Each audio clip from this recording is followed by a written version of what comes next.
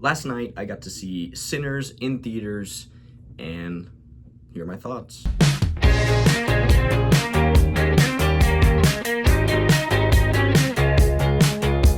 So, obviously, going out of Sinners, this is going in knowing that this has been getting crazy reviews. It's been coined as one of the greatest films of the decade, and basically a masterpiece. Now, I don't think it's a masterpiece, but this is a very, very good film. So let's get into the good. Also, spoiler warning for any of those watching that haven't seen the film. Go watch it. It's very good. Now, the pros I can talk about with this film is that this is Ryan Coogler directed film with good performances, and it's very genre blending. I mean, the movie starts off, like I was watching this movie, the movie starts off and I was kind of getting invested in this like gangster, like Jim Crow era, like movie, like starting this juke joint. Obviously, I think like the KKK was gonna get involved, and there's gonna be like divisiveness with like that and stuff. And I was totally locked in. And then we have all this crazy vampire stuff going on, and we have all these really, really like deep characters that everyone gets their moment to shine. Everyone gets more than like a few lines of dialogue. Everyone is there and everyone is a character, and that's what I really loved. And the movie really does a good job of like building out this community and building out this world. Ryan Coogler is also very good at that. If you've watched the first Black Panther, he builds this really incredible world and set of characters. So no doubt in my mind that he was going to do that here, and he did do that here. And we're talking about the performances. Michael B. Jordan is incredible, and I wouldn't be surprised if he gets nominated for an Oscar next year, because he's playing two characters. He's doing a fantastic job. He's delivering comedic chops, delivering dramatic chops. He's doing a great job, as he always does. And talking about other performances of the film, Delroy Lindo, absolutely hilarious, stole every scene he's in. I don't know what I've seen him in something else. I'm not sure what I have. I have to look him up, but I think I've seen him in other stuff.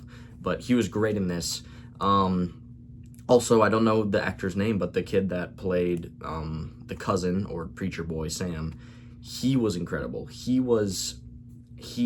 captivated me in every scene he was in, and for me he felt like he was the main character, even apart from Michael B. Jordan. And his singing chops as well were incredible. And also talking about the singing and the music in the movie, Ludwig Göransson does a good job. And the movie almost feels like a musical. Like there's a mix of bluegrass and blues and folk, and it's all mixed in together too. And a lot of people are gonna talk about the like era scene with the music. I thought it was goofy. A lot of people are gonna think it's goofy, but I did watch it. It was like, wow, this is really cool. This is crazy that Ryan Coogler just went for this and was just like, yeah, we're gonna do this. He's gonna channel the music, and there's gonna be people from all different eras, and it's this really cool like one take around like this entire like barn basically. And it was really, really cool. It felt really out of place and just like offbeat for me, but like I can look at that and be like, wow, that is very, very cool. And on top of it, really good at building tension.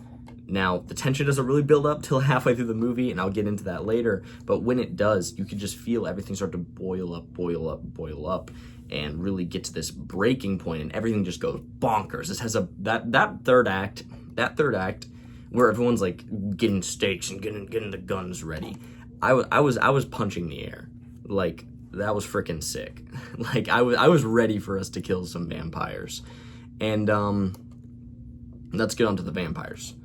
Now, I wish I hadn't watched the trailers and known about the vampire stuff, because the vampire stuff happened so late into the movie that I would have just been content with this gangster, like, juke joint type of movie.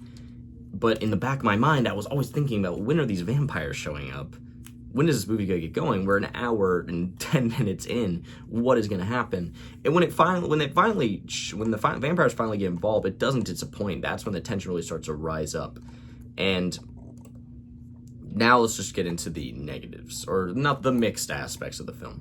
Now, as much as I liked all the character building and everything before, I think this, for me, I felt like this took such a long time to get going. And I watch a lot of long movies. Like I don't have like a cooked attention span. Like I feel like the beginning of this movie was just dragging on forever as we're assembling all these people for the juke joint. And also I had the misconception about vampires in the back of my mind. I was like, what are we doing here? Why are we spending so long with all these characters? There's no stakes, there's no tension, there's nothing being set up here.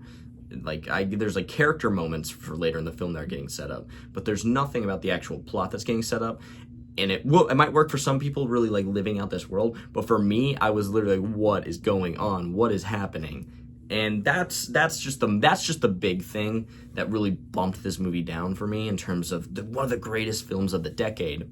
Still a great film, don't get me wrong. Like this film is cool. This film is awesome.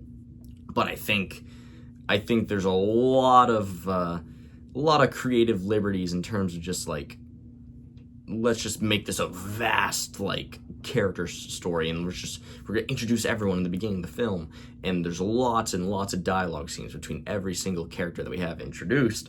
And me who had watched the trailers, and maybe that's on the marketing's fault, like when are we getting to the juke joint?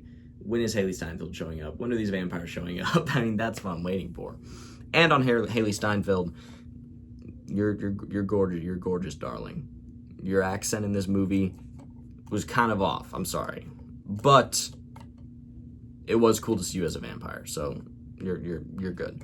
But yeah, yeah. So honestly, not really a lot of negatives with the film, except that I think it just took a really, really long time to get going. I think this could have easily been like at least 2 hours, not 220, and I feel like we could have just trimmed it down a little bit.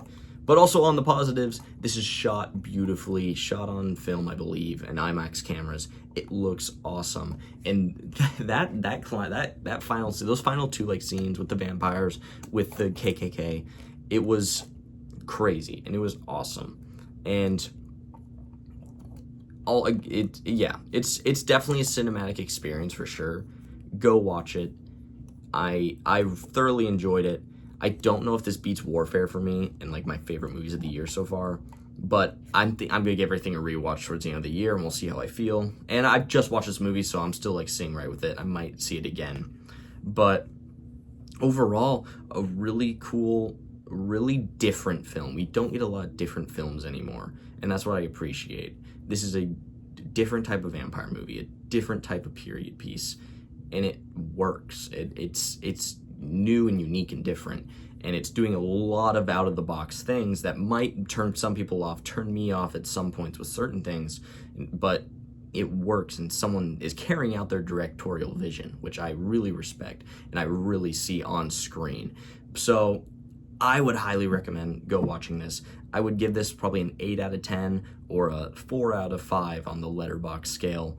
This is definitely one of Ryan Coogler's best. I honestly think the first Black Panther can never be topped. That's just so good. But this is a very close second. This is awesome. And yeah, go see it in theaters and watch Haley Steinfeld spit into Michael B. Jordan's mouth. Bye.